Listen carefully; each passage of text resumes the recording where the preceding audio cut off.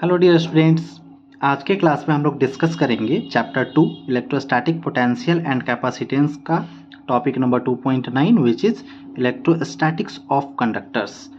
Electrostatics of conductors कहने का sense है कि कंडक्टर किस तरह से इलेक्ट्रोस्टैटिक्स से जुड़ा हुआ है, इस चीज़ को हमको समझना है।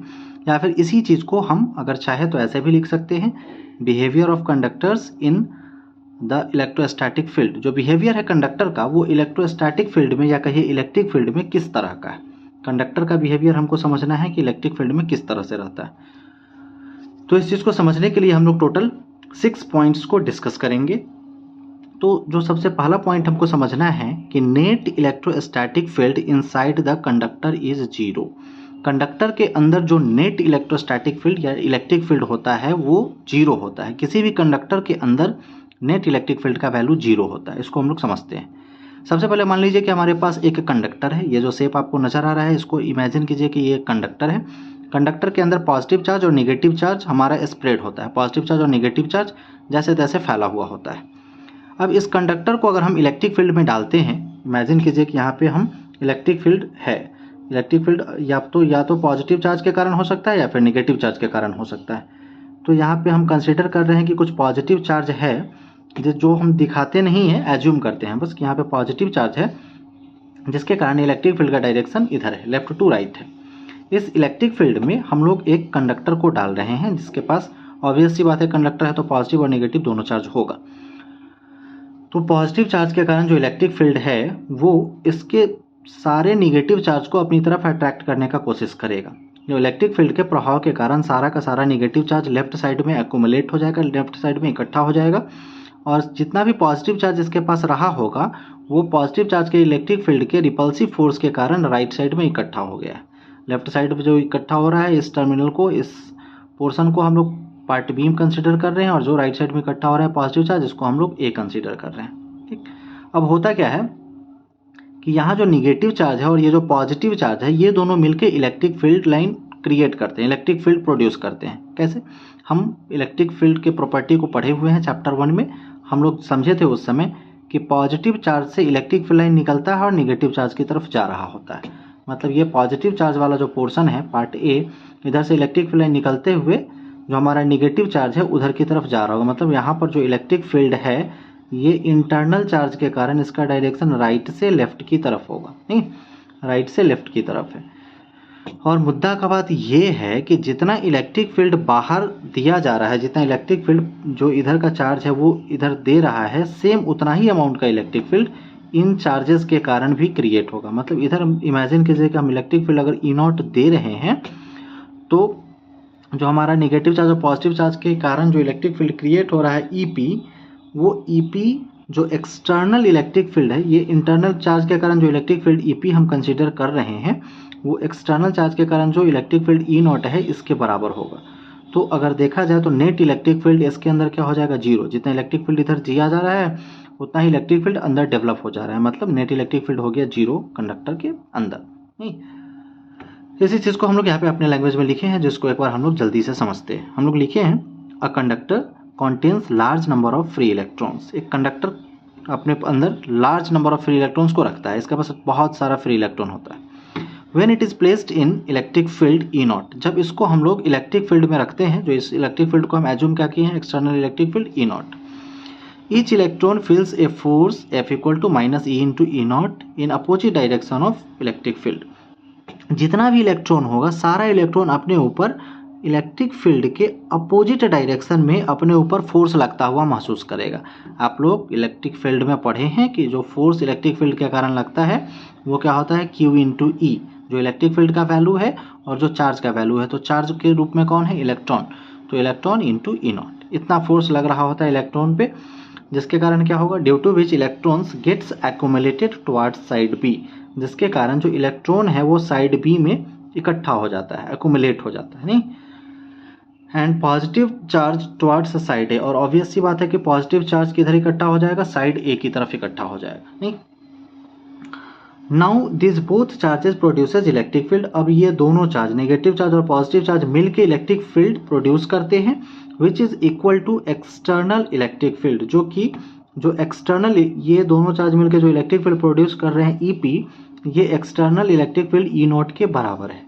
इन this way net electric field becomes zero. इस तरह से जितना इधर है उतना ही इधर हो गया, तो इस तरह से हम बोल सकते हैं कि जो हमारा नेट इलेक्ट्रिक फील्ड है वो कितना हो गया, जीरो। फिर हमारा सेकेंड टॉपिक है electrostatic field just outside the charge conductor is perpendicular to the surface of conductor. आप इस चीज को जब हम लोग इलेक्ट्रिक फील्ड लाइन का प्रॉपर्टी पढ़ रहे थे वहां पे आप समझे हुए हैं, एक बार और समझते हैं कि इलेक्ट्रोस्टैटिक फील्ड जो है just outside the charge conductor, कोई मान लीजिए कि एक चार्ज कंडक्टर है, इसके बाहर अगर हम इलेक्ट्रिक फील्ड को देखें या कहिए इलेक्ट्रिक फील्ड लाइन को देखें तो वो क्या होता है, कंडक्टर के सरफेस के ऊपर परपेंडिकुलर होता है, नहीं perpendicular to the surface of conductor. ये जो कंडक्टर है इसके सरफेस के ऊपर परपेंडिकुलर होता है इलेक्ट्रिक फील्ड या कहिए इलेक्ट्रिक फील्ड लाइंस, नहीं तो उसी चीज को हमको यहाँ पर देखना है।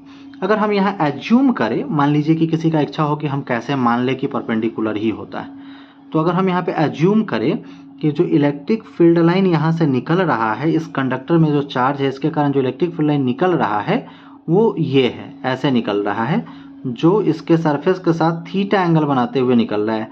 अगर परपेंडिकुलर होता तो ऐसे होता, कितना एंगल बनाते हुए निकलता, 90 डिग्री एंगल बनाते हुए निकलता, नहीं तो हम एज्यूम करते हैं कि थीटा एंगल बनाते हुए इलेक्ट्रिक फील्ड लाइन निकल रहा है।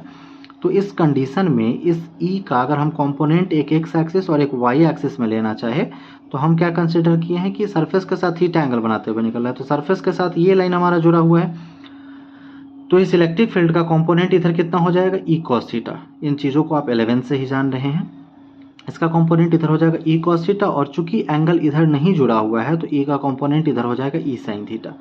अब अगर आप गौर करें कि यहाँ पे जो चार्ज है उसके कारण इलेक्ट्रिक फील्ड का डायरेक्शन इधर होने के कारण इलेक्ट्रिक फील्ड का जो कंपोनेंट है, मतलब इस चार्ज के ऊपर जो इलेक्ट्रिक फील्ड के कारण जो फोर्स लगेगा या कहीं इलेक्ट्रिक फील्ड का जो प्रभाव इस चार्ज पे दिखेगा वो एक्स एक्सिस में हमारा इधर दिखेगा। मतलब कि अगर यहाँ पे चार्ज हो तो इसके ऊपर इस डायरेक्शन में फोर्स लगे तो चार्ज इसके ऊपर फ्लो करना चाहिए, क्योंकि जब इलेक्ट्रिक फील्ड के प्रभाव के कारण चार्ज के ऊपर फोर्स लगेगा तो हमारा चार्ज फ्लो करना चाहिए, और अगर चार्ज फ्लो करता है तो वो करंट के रूप में कन्वर्ट हो जाएगा, नहीं तो कंडक्टर के ऊपर जो चार्ज फ्लो करता तो कंडक्टर के ऊपर करंट फ्लो कर रहा होना चाहिए, जो नहीं फ्लो करता है, जो संभव नहीं है, नहीं तो हम लोग बोल सकते हैं कि ये पॉसिबल नहीं है। इन सारी चीज़ों को ही हम लोग यहाँ पे डिस्कस किए हैं। तो if we assume electric field is not perpendicular to the surface of conductor but it is at angle theta, अगर हम एज्यूम करें, अगर हम मान लें कि इलेक्ट्रिक फील्ड जो है वो परपेंडिकुलर नहीं है कंडक्टर के सरफेस के ऊपर, वो थीटा एंगल पे है, then its component E cos theta is in tangential direction to the surface of conductor. तो इस कंडीशन में जो ई कॉस थीटा है वो इस सरफेस के टेंजेंशियल मतलब स्पर्श रेखा खींचते हुए जो लाइन टच करते हुए जा रहा है इसके डायरेक्शन में, टेंजेंशियल डायरेक्शन में। So due to its effect current should flow on the surface of conductor. तो इसके प्रभाव के कारण, जैसा कि हमने डिस्कस किया है कि चार्ज पे फोर्स लगता तो चार्ज फ्लो करता, और चार्ज के फ्लो करने के कारण इस पर करंट फ्लो करना चाहिए इसके सरफेस पे, नहीं but there is no surface current in electrostatics. लेकिन इलेक्ट्रोस्टैटिक्स में कोई सरफेस करंट नहीं होता है, मतलब सरफेस पे इलेक्ट्रोस्टैटिक्स में कहा जाए तो एक कंडक्टर के ऊपर कोई चार्ज फ्लो नहीं कर रहा होता है, कोई करंट फ्लो नहीं कर रहा होता है, मतलब कोई सरफेस करंट नहीं होता है, नहीं तो in this way E cos theta equal to zero. तो अगर कोई चार्ज फ्लो नहीं करता है, मतलब इसके ऊपर टेंजेंशियल डायरेक्शन में कोई फोर्स नहीं लग रहा है, यहाँ पे जो चार्ज होगा इसके ऊपर टेंजेंशियल डायरेक्शन में ये इलेक्ट्रिक फील्ड के कारण कोई प्रभाव नहीं दिख रहा है, मतलब ई कॉस थीटा का वैल्यू क्या होगा यहाँ पे, जीरो। तो ई कॉस थीटा का जो वैल्यू जीरो है, तो चूंकि हम बोल सकते हैं कि ई कॉस थीटा में ई कांट बी जीरो, जो इलेक्ट्रिक फील्ड का वैल्यू है वो जीरो नहीं हो सकता है, तो ई कॉस थीटा के वैल्यू को जीरो करने के लिए जिम्मेदार कौन है, कॉस थीटा। और कॉस थीटा का वैल्यू जीरो कब होगा, कॉस थीटा का वैल्यू जीरो तब होगा जब थीटा का वैल्यू 90 डिग्री होगा। कॉस 90 डिग्री का वैल्यू जीरो होता है, तो थीटा का वैल्यू अगर 90 डिग्री होगा तभी जीरो होगा। मतलब इलेक्ट्रिक फील्ड एग्जिस्ट करने के लिए, इलेक्ट्रिक फील्ड का वैल्यू बना रहने के लिए यहाँ पे जो एंगल है थीटा, वो थीटा का वैल्यू कितना होना चाहिए, थीटा का वैल्यू होना चाहिए 90 डिग्री। 90 डिग्री, तो 90 डिग्री कब होगा, जब ये लाइन मतलब इलेक्ट्रिक फील्ड लाइन या कहिए इलेक्ट्रिक फील्ड इस कंडक्टर के सरफेस के साथ परपेंडिकुलर हो, नहीं Hence electric field lines starts and and perpendicular to the surface of conductor. इस तरह से हम बोल सकते हैं कि जो इलेक्ट्रिक फील्ड लाइन है वह स्टार्ट होता है और एंड भी होता है। इलेक्ट्रिक फील्ड लाइन शुरू होता है और खत्म भी होता है सरफेस के साथ कितना एंगल बनाते हुए, 90 डिग्री एंगल बनाते हुए। नहीं, यहाँ से भी जो इलेक्ट्रिक फील्ड लाइन निकल रहा होगा वो ऐसे निकल रहा होगा, ऐसे ऐसे ऐसे 90 डिग्री एंगल बनाते हुए निकलेगा। फिर दूसरा सिचुएशन जो हम लोग ऑलरेडी इलेक्ट्रिक फील्ड लाइन के प्रॉपर्टी में समझे हुए हैं कि इलेक्ट्रिक फील्ड लाइन हमेशा सरफेस से ही शुरू होता है और सरफेस पे ही खत्म होता है। हमेशा सरफेस से ही शुरू होता है और सरफेस पे ही खत्म होता है। Electric field lines never intersect the surface of conductor. Electric field line जो है कभी भी सरफेस को इंटरसेक्ट करके अंदर नहीं जाता है या अंदर से इंटरसेक्ट करते हुए बाहर नहीं आता है। हमेशा सरफेस से ही शुरू होता है और सरफेस पे ही खत्म होता है। नहीं, थर्ड पॉइंट है बच्चों, net charge in the interior of A charged conductor is zero. जो नेट चार्ज है वो चार्ज्ड कंडक्टर के इंटीरियर में, मतलब चार्ज कंडक्टर के अंदर जीरो होता है। इस चीज़ों को भी आप बहुत दिन से समझ रहे हैं, इलेक्ट्रिक फील्ड में हम लोग समझे थे। एक प्रकार से आप इसको मान के चल सकते हैं कि मोटा मोटी ये इलेक्ट्रिक फील्ड का ही फिर से रिवीजन है एक प्रकार से, दूसरे तरह से। नहीं, तो net charge in the interior of A charge conductor is zero. मान लीजिए कि हमारे पास एक चार्ज कंडक्टर है। चार्ज कंडक्टर कहने का सेंस क्या है कि मान लीजिए कि हमारे पास एक चार्ज बॉल है, एक बॉल है जो चार्ज्ड है। ठीक, तो बोला जा रहा है कि उसके अंदर जो नेट चार्ज है उसका वैल्यू क्या होता है, जीरो होता है। हम लोग हमेशा से जान रहे हैं कि चार्ज कहाँ पे एग्जिस्ट करता है, सरफेस के ऊपर। हमेशा जो चार्ज है वो सरफेस के ऊपर होता है, उसके अंदर नहीं होता है। तो आप लोग कई बार ऐसा सिचुएशन देखेंगे कि हमारे पास इमेजिन कीजिए कि एक बॉल है तो उसके सरफेस पे ही चार्ज रहेगा, उसके अंदर कोई चार्ज नहीं रहेगा। नहीं, तो इस चीज़ को हम लोग कैसे बता सकते हैं? आप लोग गॉस थ्योरम पढ़े हैं नहीं, चैप्टर 1 में। तो according to Gauss theorem, close line integral of E vector dot d s vector is equal to Q by epsilon naught. You should know this. तो आप भले से इस चीज़ को जान रहे हैं। और दूसरा सिचुएशन भी आप जान रहे हैं कि किसी भी कंडक्टर के अंदर, कोई भी कंडक्टर है उसके अंदर इलेक्ट्रिक फील्ड का वैल्यू कितना होता है, जीरो। कंडक्टर के अंदर इलेक्ट्रिक फील्ड का वैल्यू जीरो होता है। क्यों जीरो होता है? क्योंकि अभी इससे जस्ट पहले वाले पॉइंट में हम लोग समझे हैं कि इलेक्ट्रिक फील्ड लाइन कभी भी इंटरसेक्ट करके अंदर नहीं जा सकता और इंटरसेक्ट करके बाहर भी नहीं आ सकता है। तो जो चार्ज कंडक्टर है उसके अंदर इलेक्ट्रिक फील्ड का वैल्यू क्या होगा, जीरो होगा। तो हम जान रहे हैं since electric field inside the charge conductor is zero, electric field जो चार्ज कंडक्टर के अंदर है वो कितना होता है, जीरो होता है। अगर इस जीरो के वैल्यू को हम यहाँ पे डाल दें तो zero into E d s vector equal to क्या हो जाएगा, क्यू बाई एप्सिलॉन नॉट। ये टोटल जीरो हो गया और इसको इधर मल्टीप्लाई कीजिएगा तो चार्ज का वैल्यू क्या हो जाएगा, जीरो। इस तरह से हम बोल सकते हैं कि net charge in the interior of A charge conductor is zero. जो चार्ज कंडक्टर है उस चार्ज कंडक्टर के अंदर चार्ज का वैल्यू क्या होता है, जीरो होता है। चार्ज हमेशा क्या होता है, सरफेस के ऊपर होता है। तो फोर्थ पॉइंट को हम लोग देखते हैं। फोर्थ पॉइंट है charge resides only on the surface of a conductor. यहाँ जो हम लोग समझे हैं उसी का आप सिमिलरिटी इसको बोल सकते हैं कि चार्ज जो है वो रिसाइड करता है, मतलब चार्ज जो होता है वो हमेशा कहाँ पे होता है, कंडक्टर के सरफेस के ऊपर होता है। और यहाँ भी हम लोग वही चीज़ समझे हैं कि कंडक्टर के अंदर चार्ज नहीं होता है और यहाँ पे हम लोग जान रहे हैं कि जो चार्ज होता है वो कहाँ होता है, कंडक्टर के सरफेस पे होता है। इसको आप समझने के लिए गॉस थ्योरम का थोड़ा सा सहारा ले सकते हैं। गॉस थ्योरम का जो एप्लीकेशन हम लोग पढ़े थे वहाँ पे हम लोग एक गॉसियन सरफेस का जिक्र किया करते थे। नहीं, तो सबसे पहले हम एज्यूम करते हैं ये जो बाहर वाला लाइन है ये हमारा एक कंडक्टर है, मतलब इसके पास चार्ज है। अब इसके अंदर जो हमारा कंडक्टर है, आप एक बॉल को भी इमेजिन कर सकते हैं, फुटबॉल को इमेजिन कर सकते हैं, कोई दिक्कत नहीं है। इसके अंदर हम लोग एक दूसरा सरफेस लेते हैं जिसको हम नाम देते हैं गॉसियन सरफेस। गॉसियन सरफेस हमारा लेने का उद्देश्य है कि हम चेक करें कि ये जो कंडक्टर के पास जो चार्ज है उससे निकलने वाला इलेक्ट्रिक फील्ड लाइन क्या इस सरफेस को क्रॉस करता है। तो अगर आप ऑब्जर्व करेंगे, पीछे के कंडीशंस को आप रिमाइंड करेंगे तो आप पाते हैं कि इलेक्ट्रिक फील्ड लाइन हमेशा सरफेस से क्या होता है, बाहर की तरफ जाता है। इलेक्ट्रिक फील्ड लाइन अंदर की तरफ कभी जाता ही नहीं है। तो इलेक्ट्रिक फील्ड लाइन अंदर की तरफ नहीं जाएगा तो सरफेस को, जो गॉसियन सरफेस है उसको इंटरसेक्ट नहीं करेगा। तो गॉसियन सरफेस को इंटरसेक्ट नहीं करेगा तो हमको क्या पता चलता है कि अंदर की तरफ हमारा इलेक्ट्रिक फील्ड प्रेजेंट नहीं है। बात समझ रहे हैं? तो इन्हीं सारी चीज़ों को हम लोग यहाँ देखे हैं। If one Gaussian surface is taken inside the conductor, अगर हम लोग एक कंडक्टर के अंदर एक गॉसियन सरफेस को लेते हैं, then it is observed that no electric field lines crosses the Gaussian surface. तो हम लोग ऑब्जर्व करते हैं कि कोई भी electric field line Gaussian surface को इंटरसेक्ट नहीं करता है, इसको क्रॉस नहीं करता है। Means no charge is available inside the surface of conductor. मतलब इस तरह से हम बोल सकते हैं कि जो हमारा कंडक्टर का सरफेस है, इसके अंदर कोई भी चार्ज नहीं है। अगर यहाँ पे कोई चार्ज होता, मान लीजिए कि फुटबॉल के सेंटर पे कोई चार्ज होता, तो वो इसको क्रॉस कर रहा होता, नहीं तो इसको क्रॉस नहीं कर रहा है। मतलब चार्ज सिर्फ और सिर्फ कहाँ है, सरफेस के ऊपर ही है। वही चीज़ यहाँ पे हमारा मेंशनिंग था कि charge resides only on the surface of conductor. जो चार्ज है वो कहाँ पे होता है, हमेशा कंडक्टर के सरफेस के ऊपर होता है, नहीं। तो ये हमारा फोर्थ पॉइंट था जिसको आपको ध्यान में रखना है। पॉइंट नंबर 5 है, electrostatic potential is constant through out the volume. जो इलेक्ट्रोस्टैटिक पोटेंशियल है वो कांस्टेंट होता है वॉल्यूम के हर एक पॉइंट पर, through out the volume of A charge conductor. एक चार्ज कंडक्टर के, मान लीजिए चार्ज कंडक्टर के रूप में हम लोग एक फुटबॉल या एक बॉल इमेजिन कर रहे हैं, तो बॉल के हर एक पॉइंट पर जो चार्ज है वो चार्ज यूनिफॉर्मली है डिस्ट्रीब्यूटेड, जिसके कारण इलेक्ट्रोस्टैटिक पोटेंशियल क्या है, कांस्टेंट है, and has the same value on its surface as inside it.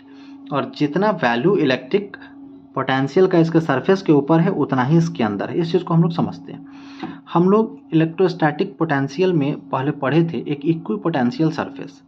आपको याद होगा इक्विपोटेंशियल सरफेस का क्या कंडीशन था कि एक सरफेस के ऊपर अगर electric field line perpendicularly cross करता है तो वो सरफेस हमारा इक्विपोटेंशियल सरफेस माना जाएगा।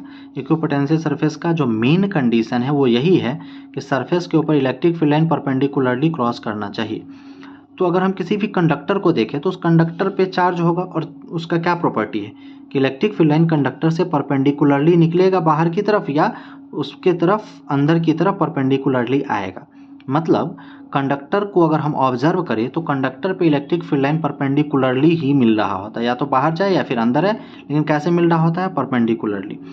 तो जो इक्विपोटेंशियल सरफेस का कंडीशन था कि इलेक्ट्रिक फील्ड लाइन किसी भी सरफेस पे परपेंडिकुलरली अगर पड़ता है तो वो सरफेस इक्विपोटेंशियल सरफेस कहलाता है। तो अगर हम किसी भी कंडक्टर को देखें, कोई भी कंडक्टर हो, मान लीजिए कि आपके पास एक बॉल है जो कंडक्टर का है, उसके पास चार्ज स्प्रेड है, उसके सरफेस पे चार्ज उसके सरफेस पर फैला हुआ है, तो जो इलेक्ट्रिक फील्ड लाइन है वो परपेंडिकुलरली निकल रहा है या फिर आ रहा है, तो उस कंडीशन में वो हमारा इक्विपोटेंशियल सरफेस हुआ। तो यही इसका कहना था कि electrostatic potential is constant. Equipotential surface का क्या विशेषता है कि उसके ऊपर जो इलेक्ट्रोस्टैटिक पोटेंशियल है वो सेम बना रहेगा। मतलब इलेक्ट्रोस्टैटिक पोटेंशियल क्या होगा, कांस्टेंट होगा through out the volume of A charge conductor. एक कंडक्टर का जो वॉल्यूम है, एक कंडक्टर के पूरे सतह के ऊपर देखा जाए तो इलेक्ट्रोस्टैटिक पोटेंशियल कांस्टेंट होगा क्योंकि वो इक्विपोटेंशियल सरफेस होता है, and has the same value on its surface as inside it. और उसके सरफेस पर जितना इलेक्ट्रोस्टैटिक पोटेंशियल का वैल्यू है अंदर भी उतना ही वैल्यू होता है। इस चीज़ को हम थोड़ा सा आगे समझते हैं। एक छोटा सा जो आप लोग इलेक्ट्रोस्टैटिक पोटेंशियल ग्रेडियंट पढ़े थे उसकी सहायता से हम लोग इसको समझेंगे। तो पहले शुरू से देखते हैं। Since electric field lines are perpendicular to the surface of conductor, चूंकि इलेक्ट्रिक फील्ड लाइन जो होता है वो परपेंडिकुलर होता है कंडक्टर के सरफेस के, which is condition of equipotential surface also. जो इक्विपोटेंशियल सरफेस का भी कंडीशन है। इक्विपोटेंशियल सरफेस का क्या कंडीशन है कि इलेक्ट्रिक फील्ड लाइन जो है सरफेस के ऊपर परपेंडिकुलर होगा, नहीं। इन this way electric potential is constant through out the volume. इस तरह से हम बोल सकते हैं कि जो इलेक्ट्रिक पोटेंशियल है वो पूरे वॉल्यूम में कांस्टेंट है। क्यों कांस्टेंट है? क्योंकि आप जान रहे हैं कि अगर आपके पास कोई सरफेस है तो यहाँ से जो इलेक्ट्रिक फील्ड लाइन निकल रहा है, इलेक्ट्रिक फील्ड लाइन जो निकल रहा है वो परपेंडिकुलरली निकल रहा है। इलेक्ट्रिक फील्ड लाइन निकल रहा है या आ रहा है, कैसे भी कुछ भी हो रहा है, वो परपेंडिकुलरली ही आ रहा है। तो यहाँ पे हर पॉइंट पर इलेक्ट्रिक पोटेंशियल का वैल्यू क्या होगा, सेम। क्यों होगा? क्योंकि इक्विपोटेंशियल सरफेस का कंडीशन है कि अगर इलेक्ट्रिक फील्ड लाइन परपेंडिकुलरली किसी सरफेस को क्रॉस करे तो वो सरफेस इक्विपोटेंशियल सरफेस होगा। मतलब ये सरफेस इक्विपोटेंशियल सरफेस है। इक्विपोटेंशियल कहने का क्या मतलब? सेम पोटेंशियल, हर एक पॉइंट पर पोटेंशियल का वैल्यू सेम है। मतलब इस तरह से अगर हम देखें तो ये कैसा सरफेस है, एक ऐसा सरफेस है जिसके हर पॉइंट पर इलेक्ट्रिक पोटेंशियल का वैल्यू कांस्टेंट है। बात समझ रहे हैं? तो ये हमारा फर्स्ट स्टेटमेंट था। और सेकेंड सिचुएशन है कि and has the same value on its surface as inside it, और जितना उसके सरफेस का पोटेंशियल है, कहने का सेंस क्या है, जितना इसके सरफेस का पोटेंशियल है उतना ही पोटेंशियल इसके अंदर भी होगा। इस चीज़ को हम समझते हैं कैसे। आप जान रहे हैं कि electric field inside the charge conductor is zero. जो चार्ज कंडक्टर है उसके अंदर इलेक्ट्रिक फील्ड का वैल्यू क्या होता है, जीरो होता है। नहीं, फिर हम लोग पहले से जान रहे हैं इलेक्ट्रिक पोटेंशियल ग्रेडियंट का फॉर्मूला E इक्वल टू क्या होता है, माइनस dV/dr। ये सिचुएशन को आप पहले से जान रहे हैं।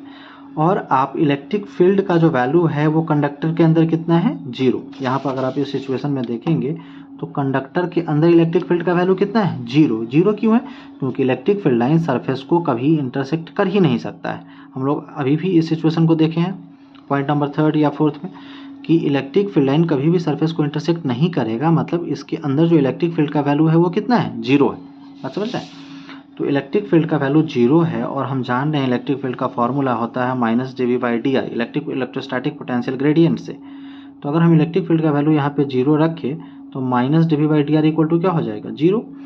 और चूंकि हम किसी भी चीज़ का डिफ्रेंसिएशन करें और डिफ्रेंसिएशन का वैल्यू जीरो आ जाए तो क्या माना जाता है कि वो कांस्टेंट है। हम लोग डिफ्रेंसिएशन बहुत बार पढ़े। मान लीजिए कि ऊपर dx² है बाई नीचे dt है, तो अगर इसका हम डिफ्रेंसिएशन देखें तो इसका डिफ्रेंसिएशन का वैल्यू क्या आ जाएगा, जीरो। तो यहाँ जो ये टर्म है क्या माना जाएगा, कांस्टेंट। कांस्टेंट टर्म का डिफ्रेंसिएशन क्या होता है, जीरो होता है। तो इस तरह से हम बोल सकते हैं has the same value on its surface as inside it, मतलब जितना वैल्यू सरफेस पे है उतना ही कांस्टेंट वैल्यू क्या है, सरफेस के अंदर भी है। बात समझ रहे हैं? मतलब जितना वैल्यू इलेक्ट्रोस्टैटिक पोटेंशियल का सरफेस पर है वो सेम कांस्टेंट है अंदर भी इलेक्ट्रोस्टैटिक पोटेंशियल का वैल्यू जितना बाहर है उतना ही अंदर ही है। ठीक है, तो ये आपका एक ऑब्जेक्टिव का पॉइंट भी हो सकता है कि अगर इलेक्ट्रोस्टैटिक सरफेस के ऊपर कुछ बोला जाए कि एक कंडक्टर के ऊपर पोटेंशियल का वैल्यू 10 वोल्ट है तो अंदर कितना है, उसके अंदर भी क्या होगा, सेम होगा, 10 वोल्ट ही होगा। 6 पॉइंट है सरफेस चार्ज डिस्ट्रीब्यूशन में भी different at different points on the conductor. जो सरफेस चार्ज डिस्ट्रीब्यूशन है वो सरफेस पर अलग अलग हो सकता है। नॉर्मल सी बात है कि अगर मान लीजिए कि हमारा कोई सरफेस इस तरह का है, या भी जरूरी नहीं कि ऐसा, कोई भी शेप हो सकता है। मान लीजिए कि हमारा एक मान लीजिए कि ऐसा सरफेस है, इधर ज़्यादा नैरो है, तो इधर हो सकता है कि चार्ज ज़्यादा हो, इधर हो सकता है कि चार्ज ज़्यादा हो, इधर चार्ज कम हो।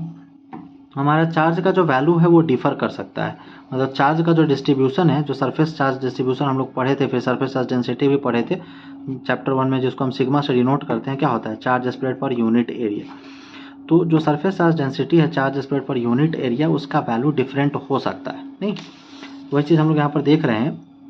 मान लीजिए कोई एक फिगर है जहाँ पे यहाँ पे थोड़ा पर जो नैरो पोर्शन है यहाँ पर चार्ज ज़्यादा है और जो फैला हुआ पोर्शन है यहाँ पे चार्ज कम है। As we know surface charge density sigma equal to Q by A, जैसा कि आप जान रहे हैं चैप्टर 1 से कि surface charge density sigma equal to क्या होता है, charge spread per unit area. ठीक, फिर है सरफेस ऑफ शेप में vary and the amount of charge में ऑल्सो वेरी। जो सरफेस है शेप का, जो शेप है सरफेस का, वो भी वेरी कर सकता है और चार्ज का मात्रा भी वेरी कर सकता है। वेरी मतलब बदल सकता है। इन this way density is more in narrow portion. अगर हम यहाँ पर देखें तो ये जो नैरो पोर्शन है यहाँ का डेंसिटी ज़्यादा होगा। क्यों ज़्यादा होगा, क्योंकि यहाँ पे चार्ज ज़्यादा है और यहाँ का एरिया कम है। तो चार्ज ऊपर वाला ज़्यादा, नीचे वाला कम, तो चार्ज बाई एरिया डेंसिटी ज़्यादा होगा। अगर हम इस पोर्शन को देखें जो स्प्रेड पोर्शन है, sigma is less in thick portion. जो मोटा पोर्शन है इसमें सरफेस चार्ज डेंसिटी का पोर्शन अगर हम देखें तो कम है। क्यों कम है,